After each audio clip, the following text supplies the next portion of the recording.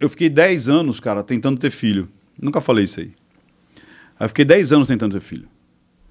E tentei de tudo. Desde coito programado, que é transar na hora certa, até in vitro. Foram 10 anos.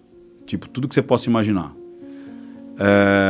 E foi, assim, muito pesado. Principalmente para Adriana. Muito pesado. Principalmente para Adriana. Né? Porque pro homem, cara, é muito tranquilo. Você vai lá, goza no copinho para escolher o espermatozoide. A mulher não, é hormônio. É uma processão, né? Porra, cara. E aí faz, e não sei o que, e tal. Fizemos uma porrada de coisa, cara. Hoje eu até entendo, assim, que talvez tenha sido coisas bem mais psicológicas do que qualquer outra coisa. Né? Aí desistimos. Chega. Ela falou, chega, tô muito cansada. É estressante. Porque imagina. Frustrante, imagina. É, frustrante, fica menstruada, aquela coisa. Cara, é frustrante. E desgasta, você começa a fazer sexo não por prazer, mas por obrigação. Cara, é muito louco, cara. É muito ruim. Aí, desistimos. Aí no que a gente desiste, passa, sei lá, 2 meses, eu até brinco, né? Fui fazer uma palestra, acho que ela transou com o leiteiro, né? Sei lá. Fui fazer uma palestra em Minas, eu lembro até hoje. E aí quando eu volto, tinha 3 pratos assim na mesa, eu falei, por que 3 pratos, né?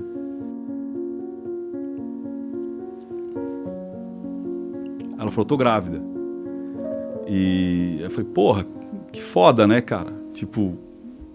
E aí compra isso, compra aquilo.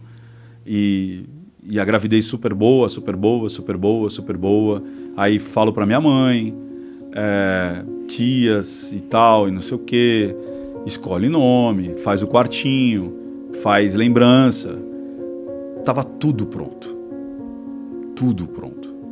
Aí com 8 meses a gente fez o último ultrassom, que pegou o pescocinho para ver lá, não sei o que lá, que nem sei o que era, e tava tudo certo. Aí era carnaval, inclusive. Aí ela falou assim, vamos lá no hospital para fazer o caminho, né? Eu falei, legal, vamos ver o caminho, vamos ver se tem foto, essas coisas. Aí fomos no hospital, na maternidade, né? Onde ela ia ter o bebê, o Miguelzinho.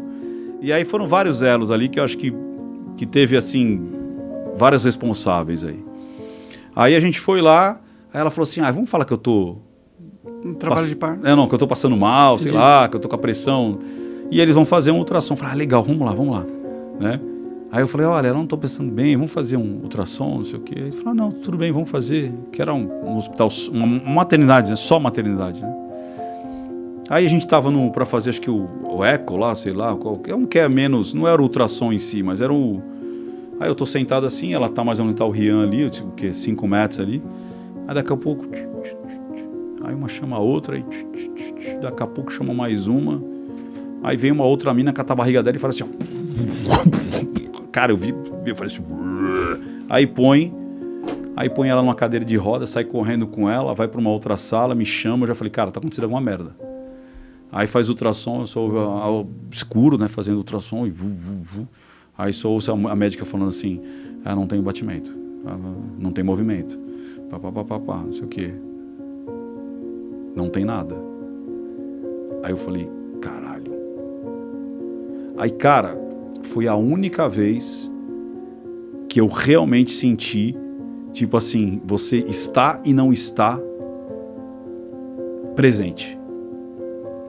Eu fui sendo levado, assim, tipo... Aí daqui a pouco, falei, não, você perdeu o bebê. Eu falei, não, mas como? Não perdeu. Eu tenho aqui o exame. Aí eu catava assim, abria. Eu não conseguia ler nada, cara. Mas não conseguia ler. Parecia que, sei lá, era um monte de letra. Eu falava, não, olha aqui, ó. Olha aqui, peraí. Aí a moça pegou lá e falou, não, tá aqui, ó. Vocês fizeram há 30 dias. Eu falei, então, mas ele tá vivo. Não, ele morreu. Ele tá sem vida. E a gente precisa tirar, porque ela tá em risco agora de vida.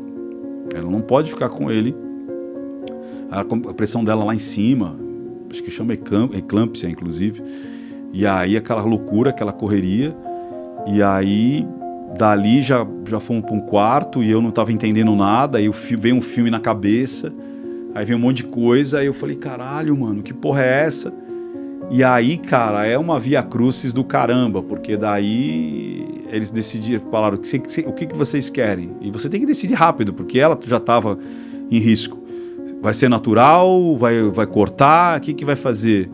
Aí a moça falou, faz natural, porque se cortar você vai ter uma cicatriz, né? Vai ficar olhando essa cicatriz, tá bom. Aí, cara, ela sentiu todas as dores do parto. E gritava e tal, e eu ali do lado. Aí daqui a pouco entrou em trabalho de parto, aí subimos. Aí imagina, você entrar numa sala que tem 4, 5 caras felizes da vida, um abraçando o outro, vai nascer, e eu sabendo que não ia nascer, e escolhe roupinha. Aí eu falei, olha, pode botar essa roupinha nele.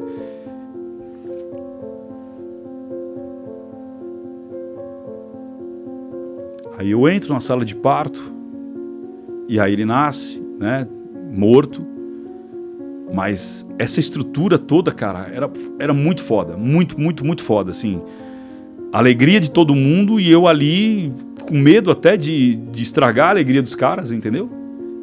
Porque os caras, e aí, sabe, tipo, foda. Eu não queria falar, né, que meu filho tava morto, tá ligado? E dando força para ela, porque ela estava sentindo muita dor e tal. Aí ele nasce, eu tiro uma foto dele. Eu fico com essa foto no meu celular durante uns 3 anos, cara. Como... lembrança. De fundo de celular, como chama? Sim. Paperwall. Aí eu enterro ele no dia seguinte, mais 2 amigos só. Levo o caixãozinho dele. Só que daí vem eu falei assim, caraca, mano, se eu amei tanto esse moleque sem ter trocado o olhar, imagina o meu pai. Eu falei, cara, meu pai me ama muito, cara. Eu tô perdendo tempo de vida com meu pai. Aí eu passo uns dias, eu ligo pro meu pai e falo, cara, você me perdoa?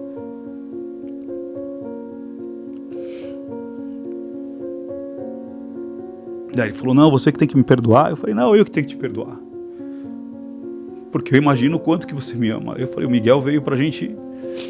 reatar. A gente reata. Tem, assim, os 8 meses mais legais, assim, de pai e filho. É que nem eu falo, eu não faria negócios com meu pai. Mas ele era o meu pai. Ele não é perfeito. Como eu também não era perfeito. Por isso que eu fico puto da vida quando essa molecada fica falando que o pai é narcisista, a mãe é narcisista e por causa de merda, entendeu? E deixando de viver uma vida de pai e filho, tá ligado? E aí ele descobre que tem câncer e eu cuido do meu pai nos últimos meses dele e eu dou a última refeição pra ele, 8 horas da noite. Aí meia-noite ele morre, tipo assim. Então, você vê que a vida é muito louca, né, cara? Aí teve algumas pessoas que falaram, mas e aí? E Deus nessa história toda? Eu falei, cara, Deus estava comigo. Mas Deus fez isso com você? Eu falei, não foi Deus que fez isso comigo. Deus me deu suporte para aguentar isso, cara. E a minha fé fez eu entender que não é Deus que faz a maldade ou a bondade. Você tem livre-arbítrio. Mas Deus me fez perceber o quanto é o poder do amor, do perdão, de ressignificar e saber que a vida também não é só aquilo. Eu e minha esposa, nós se amamos muito e eu não preciso do meu filho para ser feliz. Claro. Eu sou ser feliz com a minha esposa. Sim. E ela comigo, saca? E isso foi muito legal. Você entendeu? De eu entender que a felicidade ela é múltipla e não única.